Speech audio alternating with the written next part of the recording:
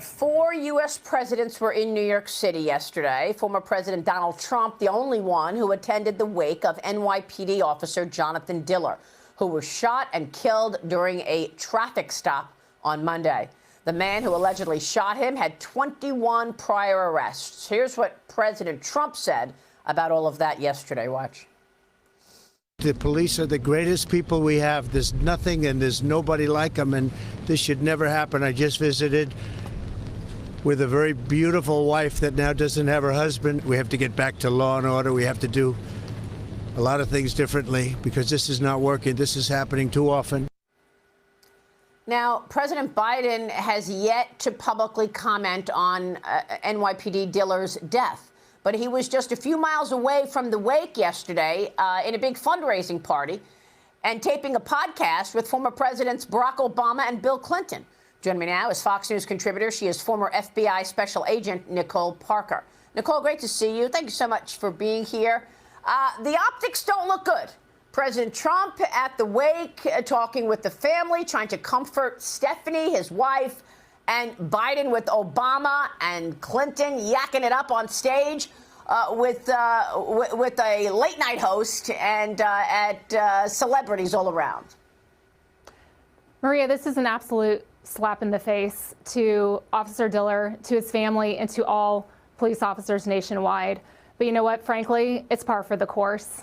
I'm not really shocked by this. And first of all, let me just tell you, the local law enforcement, they are the backbone of our nation's safety and security.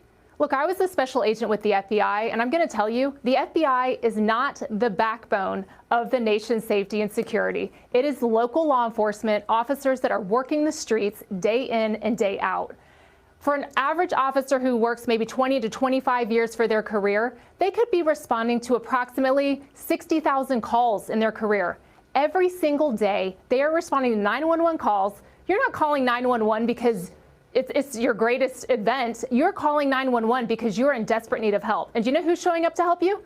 It's the local law enforcement officers, and they deserve our respect. It is 60,000 times approximately, let's say, there's an unknown behind that door. There's an unknown at that traffic stop, but they put their lives on the line every single day for complete strangers, and they deserve our honor and respect. And for the President of the United States to not even acknowledge this officer's death is absolutely despicable and disgusting.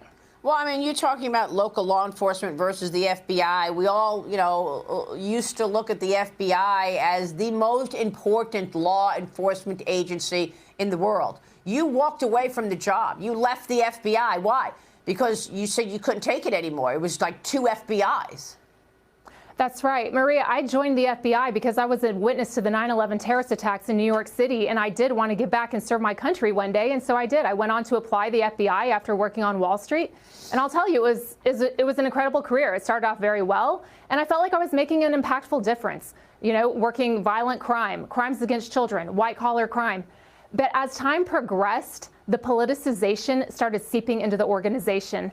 And right now, the FBI, it's as if there are two FBIs. And there was recently an article that came out that talked about FBI agents internally that are disgusted and they are not happy with what is happening at the FBI. There was a FOIA request that was submitted that revealed emails that have been sent by FBI agents to the Ombudsman Department, which is a way to provide confidential information to those up in the higher ranks to express to them what they felt. And the FBI has a problem because you've got two sets. You've got FBI 1, which are FBI agents that are just trying to do the right thing. They came to serve their country. They want to uphold the Constitution. They want to be fair. And they don't really want anything to do with the politics. FBI 2, on the other hand, are those that are coming in and using their law enforcement power to push their political agendas. And it's dangerous for our country. And internally, you don't hear about FBI 1 much. They're just silently holding the line. They're doing what they need to do to get the job done. But I can tell you, there is a problem inside the organization, and the upper level echelons and the leadership, they failed to acknowledge it.